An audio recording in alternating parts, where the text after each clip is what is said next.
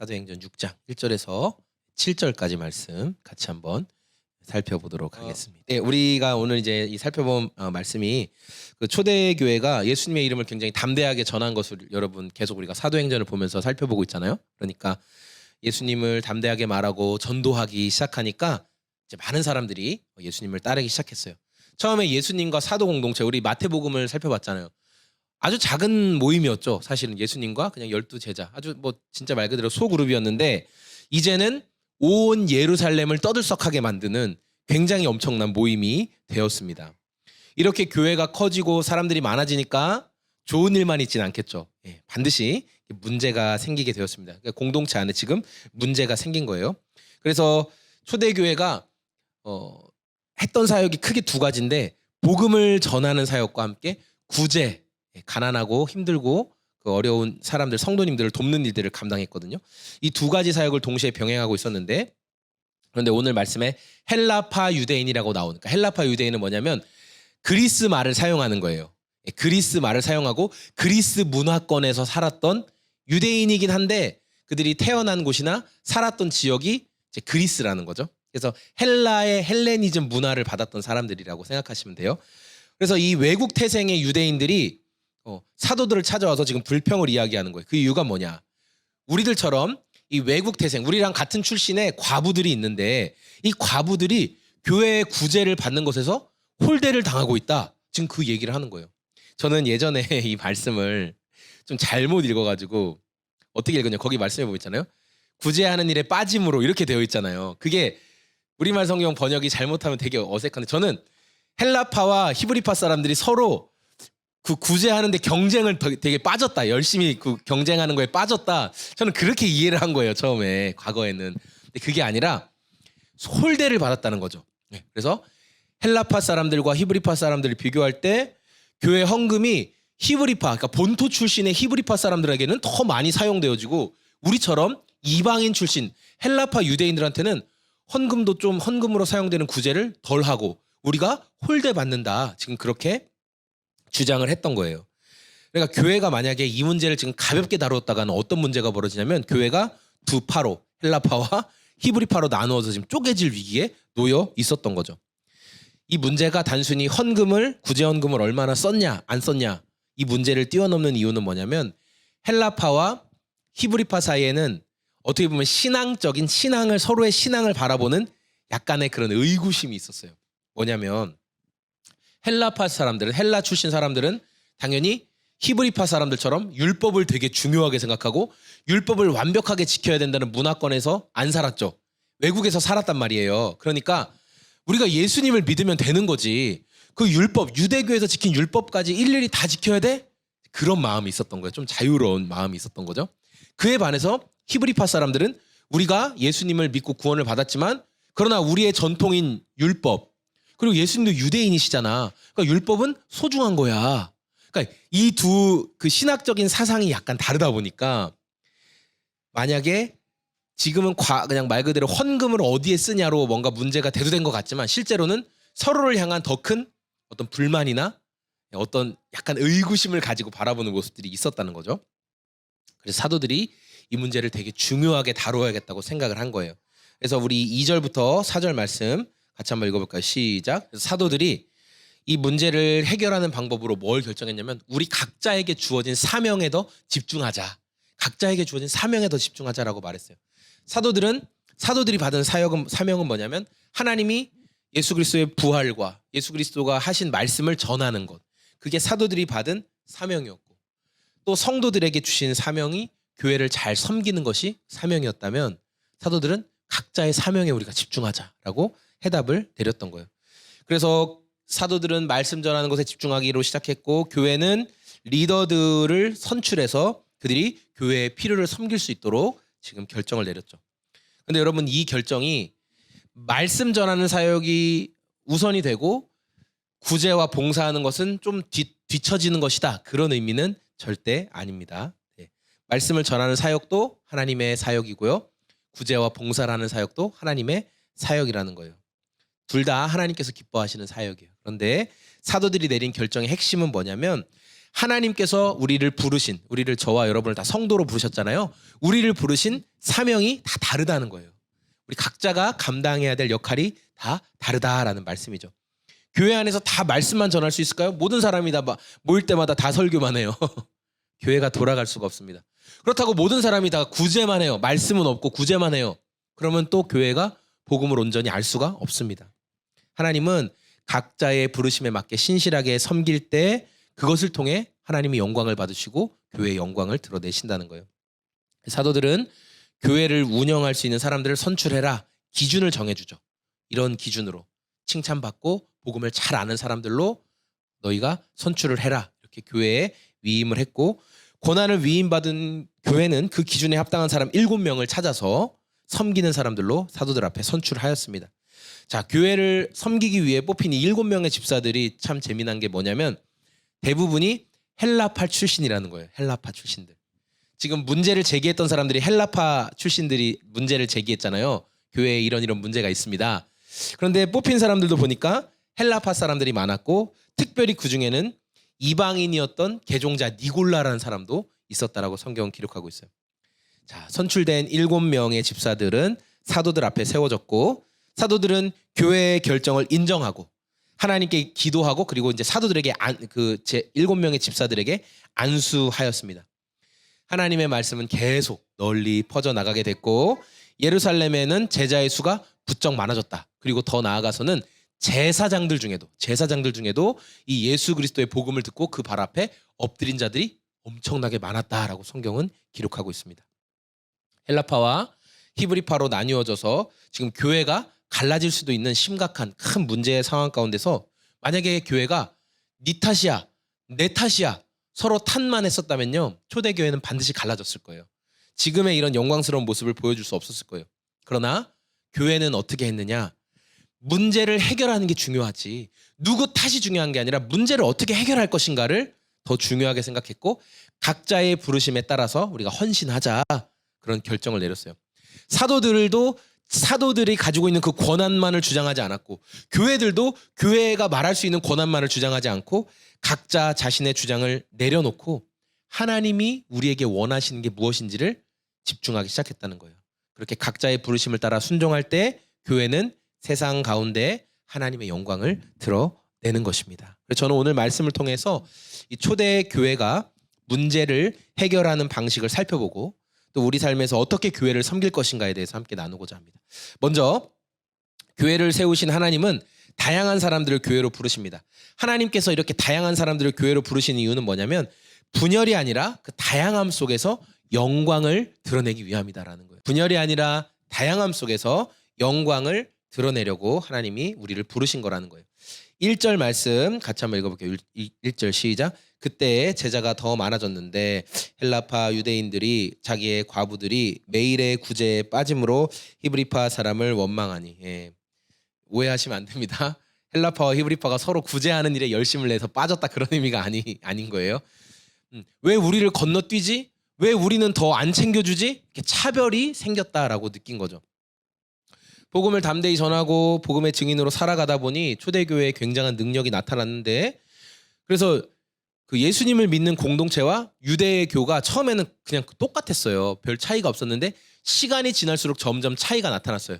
예수님을 믿는 사람들과, 그러니까 교회와 유대교인들이 점점 차이가 나타나게 된 거예요. 그래서 제자들의 수가 점점 더 많이 늘어나게 되었어요. 그래서 교회는 아주 특별한 공동체가 된 거죠.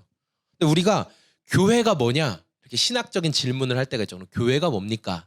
라고 물어볼 때 성경은 그 해답을 에베소서와 고린도 전서에서 말씀을 하는데, 먼저 에베소서 1장에서 그 해답을 말하고 있어요. 뭐냐면 교회의 머리는 예수 그리스도이시고 교회는 예수님의 몸이다라고 에베소서에서 말씀하고 있어요. 그래서 우리 이 말씀 같이 한번 읽어볼까요? 시작.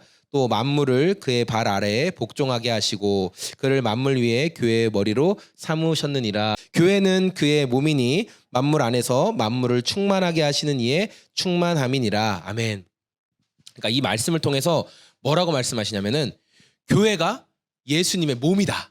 머리는 예수님이고 교회는 예수님이 움직이실 수 있도록 돕는 몸이다라고 말씀하고 있어요. 그러니까 머리만 있어도 안 되고 몸만 있어도 안 되죠. 함께 있어야 되는 거예요. 근데 중요한 건 그 몸이 하나다, 한 몸이다라는 거예요. 교회는 예수님의 몸 된 교회는 하나예요. 이 몸, 저 몸 여러 가지 몸이 있는 게 아니라 몸인 교회는 딱 하나밖에 없습니다. 그런데 중요한 거는 그 안에 다양한 기관들이 있다는 거예요. 다양한 기관들.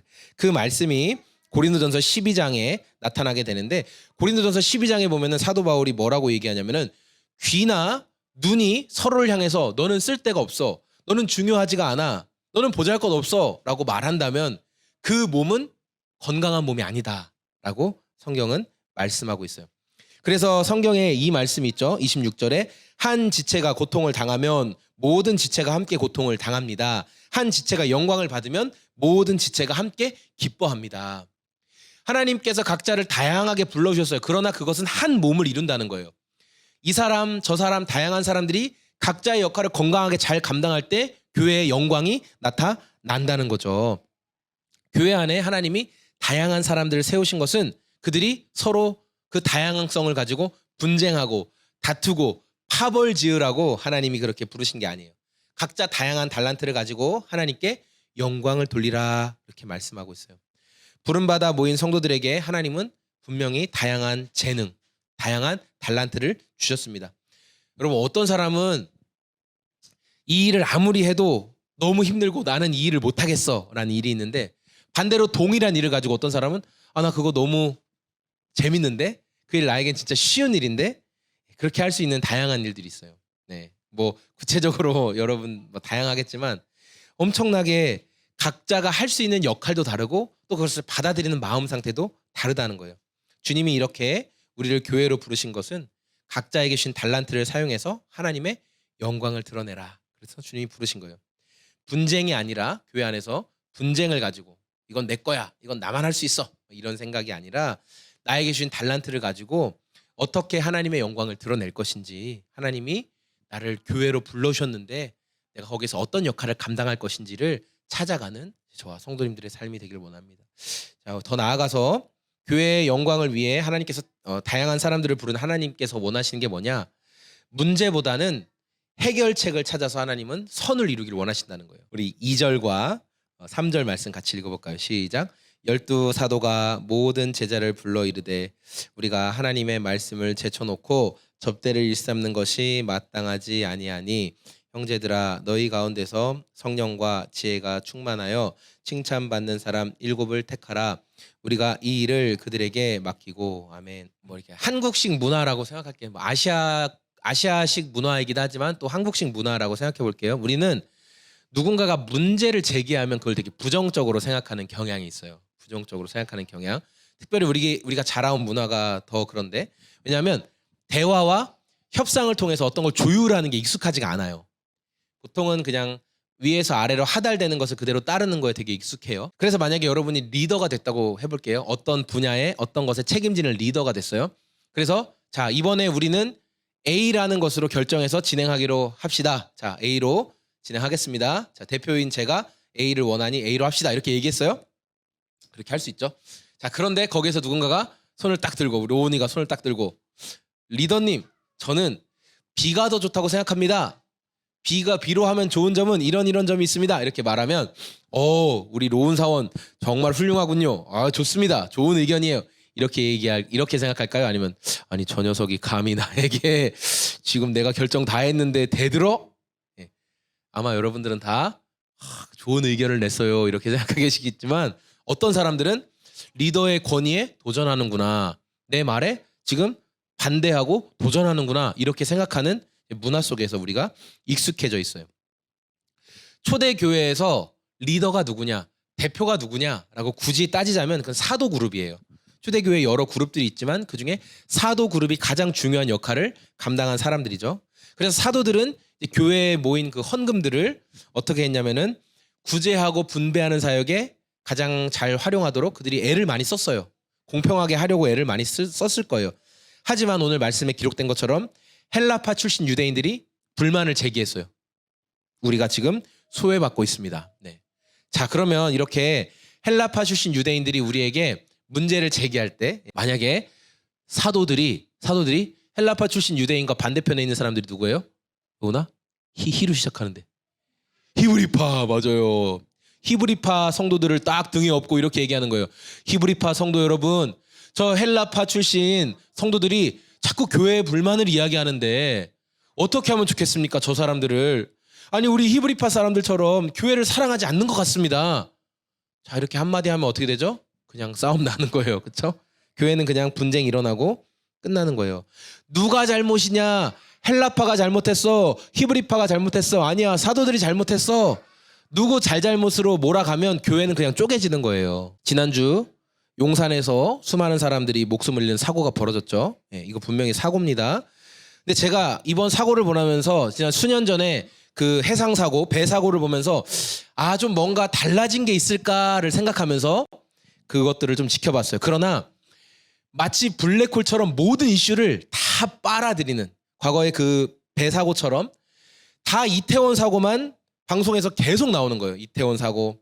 뭐든지 다 미디어에서 계속 어디를 틀든지 계속 그것만 나오는 상황을 보면서 제가 굉장히 씁쓸함을 느꼈어요. 어떻게 문제를 해결할 것인가를 다루기보다는 누구 책임이야? 어떤 놈이 뭘 못했기 때문이야 하면서 계속 누가 똑바로 못해서 그 사람 책임이다로 그냥 방점을 딱 찍어놨어요. 이 사람 책임이니까 책임자만 없애버려야 돼. 이런 쪽으로 연일 보도도 계속 나와요. 연일 보도가 자 누구 책임입니다. 몇 분 몇 초에 누가 없었습니다. 계속 그런 보도만 나오더라고요.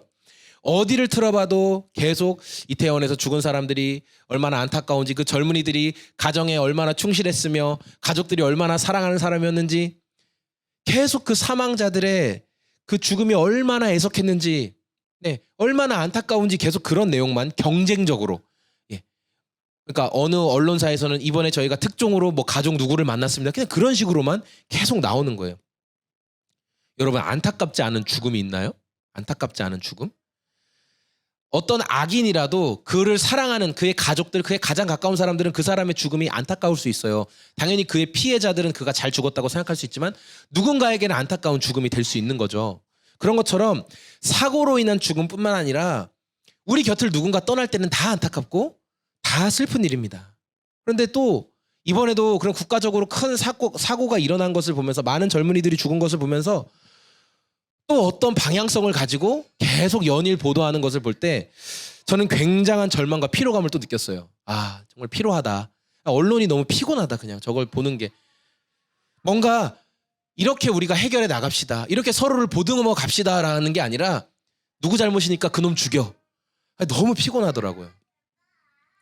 자, 여러분, 초대교회가 헬라파와 히브리파 사이에 불거진 이 문제를 가지고 이제 서로의 책임론으로 접근하는 거예요. 서로의 책임론. 누가 잘했냐? 누가 잘못했냐? 헬라파 놈들은 이방인 놈들 주제에 왜 교회에 문제를 제기하냐? 니들이 나쁘다. 아니야. 히브리파, 니들을 본토 출신이라고 니네만 그 구제원금 너네만 사용하잖아. 니네가 나쁜 놈이야. 아니야. 사도 놈들이 똑바로 분배를 못해서 그래. 서로의 책임론만 계속 잘잘못만 따졌다면요, 여러분, 어떠한 문제도 해결할 수가 없게 된다는 거예요. 초대교회는 누구의 잘잘못을 따지고 책임론으로 몰아가지 않았어요. 어떻게 문제를 해결할 것인가, 어떻게 교회가 덕스럽게 잘 매듭을 지을 것인가, 그거에 집중하고 하나님의 지혜를 구했다는 것을 우리가 오늘 말씀을 통해 볼 수 있는 거죠. 그래서 나온 해결책이 뭐예요? 그래서 나온 해결책은 교회에서 함께 섬길 사람들의 조건을 제시했죠. 사도들은 이런 사람들이 교회의 리더가 되어야 한다 조건을 제시했어요. 교회는 그 조건을 기쁘게 여기고 그럼 우리 교회에서 그런 사람들을 추천하겠습니다 라고 서로가 이야기를 했죠. 사도들이 교회에서 굉장히 중요한 그룹으로 역할을 차지하고 있었지만 자신들의 기득권만을 주장하지 않았어요. 예를 들어 사도들이 우리가 교회의 리더니까 사람들도 우리가 정할 거야, 또는 그런 불만이 올라왔을 때 아무 소리 하지 마. 감히 사도들의 권위에 지금 너희가 도전하는 거야? 찍소리도 하지 마. 알아서 할 거야. 헌금을 어디에 쓰든지 말든지 그건 우리가 결정할 일이지 교회가 왜 난리야. 얼마든지 그렇게 할 수 있거든요, 사도들의 권위는. 그러나 사도들은 그렇게 하지 않았다는 거예요. 자신들의 기득권만을 끝까지 쥐고 주장하지 않았다는 거예요. 현대 교회가 쪼개지고 믿지 않는 사람들의 손가락질을 받는 이유가 뭐예요? 권력과 돈 때문이잖아요. 권력을 포기하지 않고 돈을 함부로 사용하기 때문에 그런 욕을 먹는 거잖아요. 그런데 사도들은 문제가 해결되는 것을 원했기 때문에 누구 책임이야? 누구 책임이야? 이 책임론이 아니라 자신들의 기득권을 내려놨어요. 기꺼이. 교회에서 그 사람들을 선출하십시오. 그럼 교회에서 선출하십시오. 모든 사람들이 인정할 수 있는 기준을 제시했다는 거예요. 그리고 추천은 교회의 결정에 맡기겠다 그렇게 했어요. 교회는 이 말을 잘 받아들이고 합당한 사람들을 추천했죠. 누구의 책임이냐를 밝혀내기보다 어떻게 해결할 것인가, 어떻게 해결할 것인가 그것을 찾아내고 자신의 기득권을 내려놓았던 사도들과 교회의 모습을 통해 누가 영광을 받으셨어요? 하나님이 영광을 받으셨어요. 그리고 많은 믿지 않는 사람들이 교회를 칭찬하게 됐어요. 와, 교회는 저렇게 해결하는구나, 문제를. 자기 힘과 권세만을 자랑하지 않는구나 라는 것을 알게 된 거죠. 오늘 말씀을 정리하겠습니다. 초대교회를 두 파로 쪼갤 수 있었던 굉장히 큰 문제, 헬라파와 히브리파 사이의 갈등을 하나님이 해결하면서 합력하여 선을 이루는 모습을 하나님께서 보여주셨어요. 초대교회는 우리 모든 교회들이 다 모범으로 생각해요. 와, 초대교회로 돌아가자, 초대교회처럼 살아가자. 그런데 그 초대교회에도 문제가 있었다는 거예요. 거기에도 문제가 있었다는 거예요. 그러나 초대교회는요, 누구의 잘잘못을 따지기보다 어떻게 해결할 것인가에 중점을 두었습니다. 하나님께서는 다양한 사람들을 교회로 부르세요. 그리고 그 부르심은 하나님의 영광을 드러내기 위한 부르심입니다. 사도들이 자신들의 기득권을 내려놓고 또 교회는 사도들의 제안을 받아들임으로 문제를 해결하는 아름다운 모습을 우리가 오늘 말씀을 통해 발견하게 됩니다. 각자 하나님께서 부르신 사명의 자리가 여러분 다르다는 것을 기억하세요. 우리 각자에게 주신 달란트도 다 다릅니다. 그러나 우리는 하나님께서 우리에게 부르신 그 목적을 정말 집중적으로 생각하면서 우리 각자에게 주신 그 달란트들, 여러분 각자가 다 잘 아시는 게 있거든요. 그 달란트를 사용해서 교회를 섬기고 하나님께 영광을 돌리는 게 목적이라는 거. 우리를 왜 교회로 부르셨을까? 그 목적을 여러분 한번 생각해 보세요.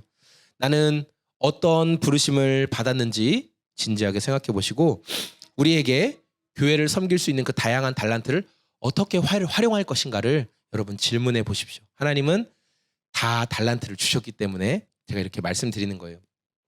겸손하게 내 욕심과 고집을 내려놓고 각자의 자리에서 충성스럽게 섬긴다면 하나님께서는 그 섬김을 통해 영광을 받으십니다.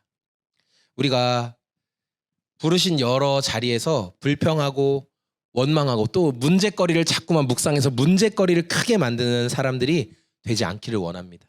각자에게 주신 소명, 하나님이 나를 교회에 어떤 것으로 어떤 역할로 부르셨는데 내가 그것을 어떻게 더 잘 감당할 수 있을까? 그 소명에 집중하는 저와 여러분이 되기를 원합니다.